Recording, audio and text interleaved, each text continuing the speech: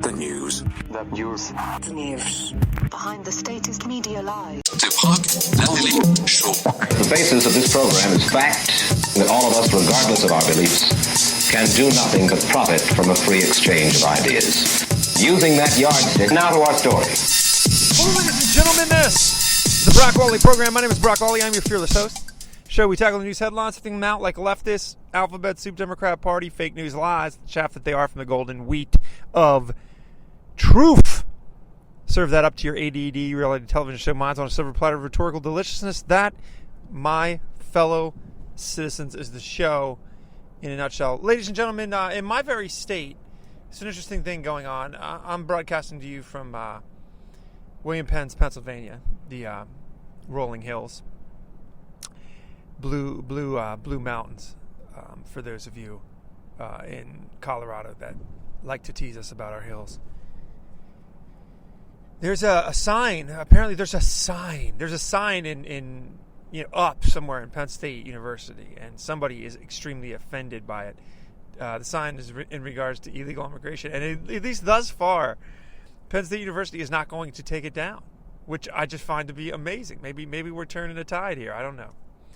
But this is the world you live in. There's a sign. There's all the press in my state, all the ridiculous toilet paper press, the printed press in my state is this is front page news. They're all beside themselves. Penn State is not taking down the sign, and someone that sleeps in their parents' basement and failed out of woman's basket weaving feminism of the Viking era is very offended. And the sign didn't immediately come down with great haste. What kind of world are we living in? This is just normal to them. Normal, I say. I mean, give me a break. If you don't like the sign, don't look at the sign. Anyway, this is all old hat. This is exactly the reason that the left is day by day becoming more and more of a society leper, because all they ever do is talking about the hemorrhoids on the butt cheeks of their grievance. That's all they ever talk about.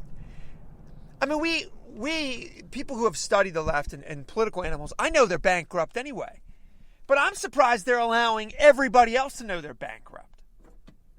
Do you know, I have, unfortunately, a poor soul in my life that fits this category. Do you know of a person where every time you see them, literally every time you see them, all they do is talk about their ailments? This morning I woke up with a scratch. I had a scratched throat. I got the cat scratch fever. And then the next day it's like, oh man, my back pain. It's going down to my buttocks. It's going down to my inner thigh.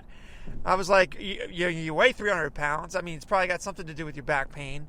And then the next day, it's my ear aches. And then the next day, it's, the migraines. And then the next day, it's my eyes. They just swell and hurt. And every day, it's just sickly and achy and all. That's all they even want to talk about. You're like, hey, so how about those Philadelphia Phillies? And they're like, did I tell you about my gut?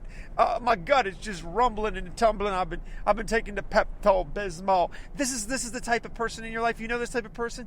This is the left, particularly post Donald Trump victory. It's just all it is, nonstop, constantly. Now I know enough about people to know this: left, right, lunatic, fringe, Marxist. Eventually, everybody gets sick of that person, right? Everybody. Give us I don't mind if people in my life have grievances or problems. Let's move towards solving them. If you have an ailment, how can I help you? How can I serve you? But just griping for griping's sake, moaning for moaning's sake, just like the art of it, or the gripe in and of itself is the beginning and the end and the middle of the situation. That is the left. That is the Democratic Party. That right now they're trying to decide on who's going to lead, who's going to take Debbie Wasserman's position. And it's just a pony parade of donkeys getting up there and, yee-haw, yee-haw, Donald Trump is Satan. No, Donald Trump's Hitler. No, Donald Trump's worse than Hitler. Donald Trump's like if Hitler and Satan had a baby. That's the entire discourse. What are they, a couple months after the loss? Zero message. zero direction for the country, zero anything. Just Donald Trump isn't any good. As if they didn't just receive their butt on a platter of electoral deliciousness. And they just don't even care. It's just like, this is going to work. I swear, this is going to work. If we give enough college dropouts $20 bills to go break glass in somebody's city, we're gonna turn the tide. It's remarkable. Anyway, ladies and gentlemen, we're going to dive into the stories. This is coming from the New York Post. This is a fascinating story. This is a quote. I've been gay since I was 15. And I've been out as a gay man since I'm 15. But now I'm coming out as a conservative.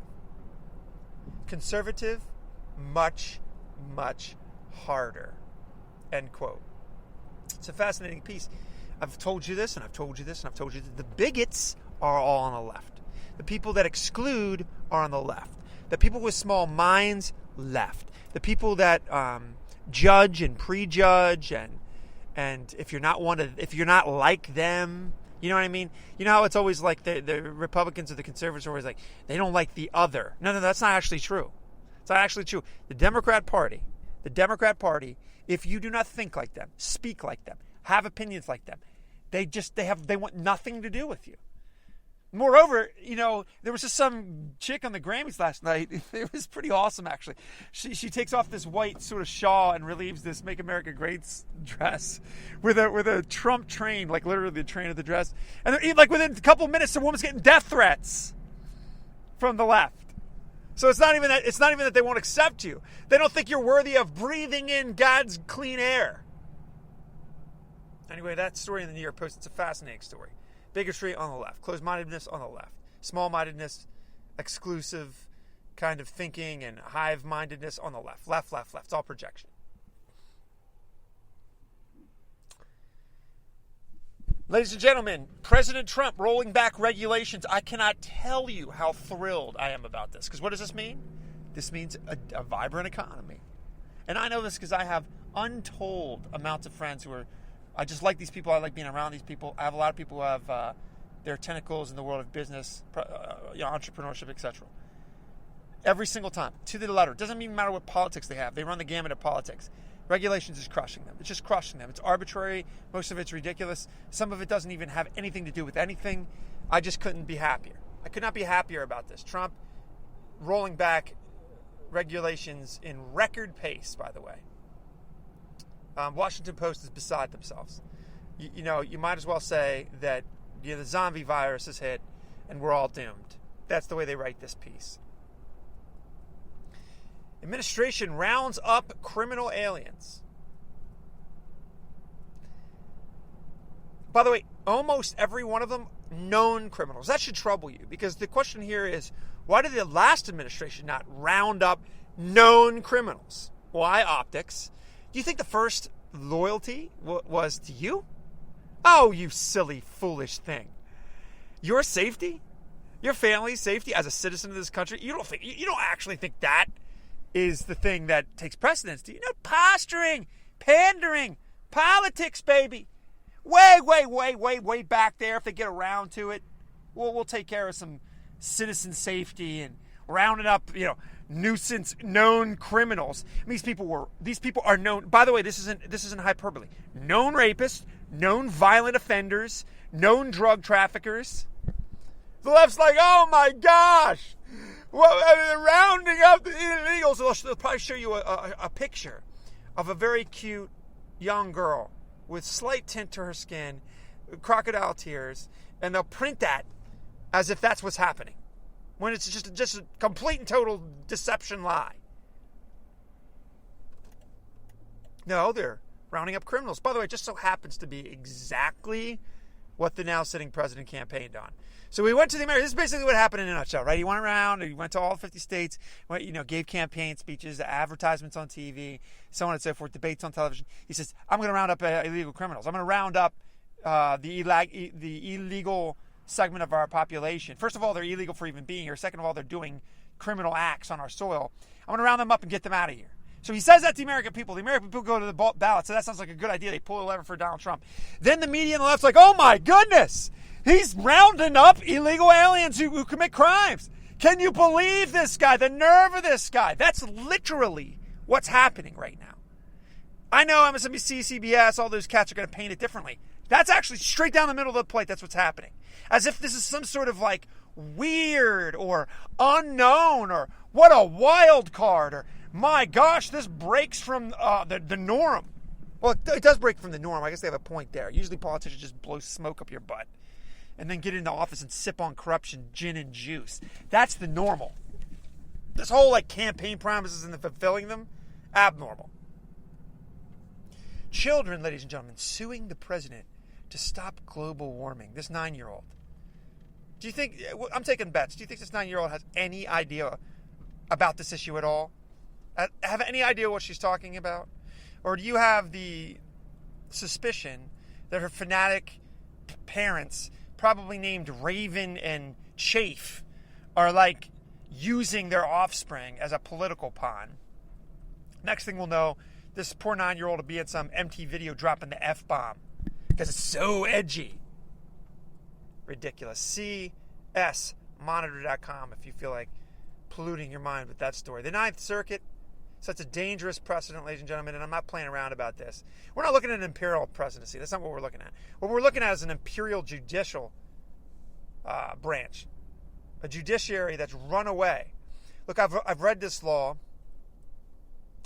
And the funny thing about this law is, and what I would suggest you do actually is look up a guy named Levin. Oh, I know he's on the right, and a lot of people don't like his politics. But Levin's a law expert. He breaks it down issue by issue, and I'm not going to regurgitate him. I'm going to send him your way. But the thing that stood out to me is they didn't even address Donald Trump's travel ban, which was like 3 weeks or whatever it was. They didn't even address it. They just took on other grievances and act as though and just sort of helicoptered them on to the issue. Just remarkable. Essentially, this boils down to they don't like Donald Trump. That's the judicial ruling. The three of these leftist hacks might as well have got together and been like, "Here's our official ruling. We don't like Donald Trump. We don't like him." And of course, the reason this is bad is for all the reasons it's bad. Look, what's ironic is, so the left, the Democrats, last time they were in office, what'd they do? Well, they did away with they implemented the nuclear option, which means you can't filibuster nominees for the courts, etc. Now, all of a sudden, bit them in the butt, right? So they basically took the structure of our civilization and just burn it down because it didn't fit them momentarily. And I could cite you a dozen examples like this. This is the same thing. So essentially, you're allowed to just tyrannize, the people's choice with judicial activism because the people gave the Senate, the House, and the president to the party they want governing, and these leftists don't agree. So why would these three, leftist hacks in black robe not be able to completely void out 350 million, Americans? Why would that not be okay with them? They're judges, after all, and leftists to boot. Ladies and gentlemen, sadly, that's the news of your day. Be a people of fortitude, character, and courage. Take it to the street. Take it to the street. Take it to the street. Democrats will regret the power grab.